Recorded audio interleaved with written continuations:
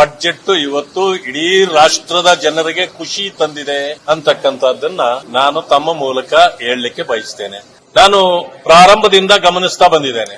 ಪರಿಶಿಷ್ಟ ಜಾತಿ ವರ್ಗಗಳಿಗೆ ಯಾರು ಕಾರ್ಖಾನೆಗಳನ್ನು ಮಾಡ್ತಾರೆ, ಸ್ಟಾರ್ಟ್ ಅಪ್ಗಳನ್ನು ಮಾಡ್ತಾರೆ, ಅವರುಗಳಿಗೆ 20,000 ಕೋಟಿ ರೂಪಾಯಿಗಳನ್ನ ಸಾಲವಾಗಿ ಕೊಡ್ತಕ್ಕಂಥದ್ದು, ಅನುದಾನ ಕೊಡ್ತಕ್ಕಂಥದ್ದನ್ನ ಘೋಷಣೆ ಮಾಡಲಾಗಿದೆ. ಎಂದೂ ಇಲ್ಲದ ಇಂತಹ ಘೋಷಣೆಯಿಂದ ಪರಿಶಿಷ್ಟ ಜಾತಿ ವರ್ಗಗಳಿಗೆ, ವಿಶೇಷವಾಗಿ ಯುವಕರಿಗೆ ಬಹಳ ಸಂತೋಷ ಆಗಿದೆ. ಜೊತೆಗೆ ಅಂಗನವಾಡಿ ಕಾರ್ಯಕರ್ತರು ಪ್ರತಿನಿತ್ಯ ತಮ್ಮ ಹೋರಾಟವನ್ನು ಮಾಡ್ತಿರ್ತಾರೆ. ಅವರನ್ನು ಗಮನದಲ್ಲಿರಿಸಿ ಆ ಹೆಣ್ಣು ಮಕ್ಕಳಿಗೆ ಅವರಿಗೆ ಪೌಷ್ಟಿಕ ಆಹಾರಗಳನ್ನು ಕೊಡ್ತಕ್ಕಂಥದ್ದು, ಈ ಎಲ್ಲಕ್ಕೂ ಒತ್ತು ಕೊಡುವ ಕೆಲಸವನ್ನು ಕೂಡ ಕೇಂದ್ರ ಸರ್ಕಾರದ ಈ ಬಜೆಟ್ ಇವತ್ತು ಮಾಡಿದೆ. ವಿದ್ಯಾರ್ಥಿಗಳಿಗೆ ಯಾರ್ಯಾರು ಐಐಎಂ ನಲ್ಲಿ ಓದ್ತಾ ಇದ್ದಾರೆ ಅವರಿಗೂ ಕೂಡ 6,000 ಸೀಟ್ಗಳನ್ನ ಹೆಚ್ಚು ಮಾಡಿದ್ದಾರೆ.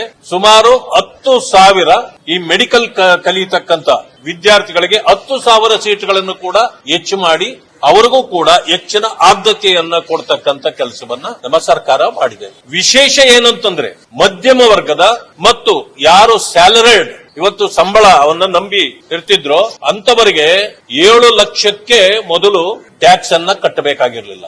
ಇದು ಯಾರೂ ಊಹಿಸಲಾರದಂತ ಒಂದು ದೊಡ್ಡ ಯೋಜನೆಯನ್ನ ಇವತ್ತು ಕೊಟ್ಟಿದ್ದಾರೆ. 12 ಲಕ್ಷದವರೆಗೆ ಯಾರಿಗೂ ಕೂಡ ಟ್ಯಾಕ್ಸ್ ಇರೋದಿಲ್ಲ.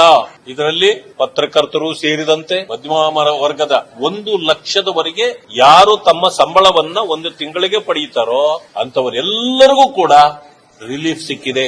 ಜೊತೆಗೆ ಅದರ ಮೇಲೂ ಕೂಡ ಯಾರು 18 ಲಕ್ಷ ಆದಾಯ ಇರ್ತದೋ ಅವರಿಗೆ ಒಂದು ವರ್ಷದಲ್ಲಿ 70,000 ರೂಪಾಯಿಗಳು, ಅದರಲ್ಲೂ ಕೂಡ ಸ್ಲ್ಯಾಬ್ ನ ಕನ್ಸೆಷನ್ ಇದೆ.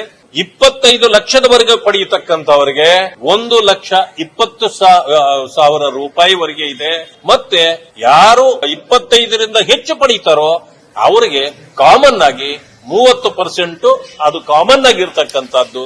ಅಂದ್ರೆ ಹಿಂದುಳಿದವರಿರಬಹುದು, ಮಧ್ಯಮ ವರ್ಗದವರು ಇರಬಹುದು, ಪರಿಶಿಷ್ಟ ಜಾತಿ ವರ್ಗಗಳಿರಬಹುದು, ಅಂದ್ರೆ ಎಲ್ಲರನ್ನೂ ಸರಿದೂಗಿಸಿ ಆತ್ಮನಿರ್ಭರ ಭಾರತವನ್ನಾಗಿ ಮಾಡತಕ್ಕಂತ ಮತ್ತು ಇದರಲ್ಲಿ ವಿಕಸಿತ ಭಾರತವಾಗಿ ಜೊತೆಯಲ್ಲಿ 4ನೇ ಅತಿ ದೊಡ್ಡ ಎಕನಾಮಿಕ್ ಇದಾಗಿ ಈ ರಾಷ್ಟ್ರ ಬೆಳೆಯಲಿಕ್ಕೆ ಇದರಲ್ಲಿ ಪರಿಪೂರ್ಣವಾಗಿ ಶ್ರಮ ಹಾಕಿ ನಮ್ಮ ಸರ್ಕಾರ, ಮೋದಿಜಿಯವರ ಸರ್ಕಾರ, ಮಾನ್ಯ ನಿರ್ಮಲಾ ಸೀತಾರಾಮನ್ ಅವರು ಉತ್ತಮವಾದ ಎಲ್ಲರಿಗೂ ಒಪ್ಪಿಗೆ ಆಗುವಂತ ಆಯವ್ಯಯವನ್ನ ಈ ದೇಶಕ್ಕೆ ಇವತ್ತು ಸಮರ್ಪಣೆ ಮಾಡಿದ್ದಾರೆ.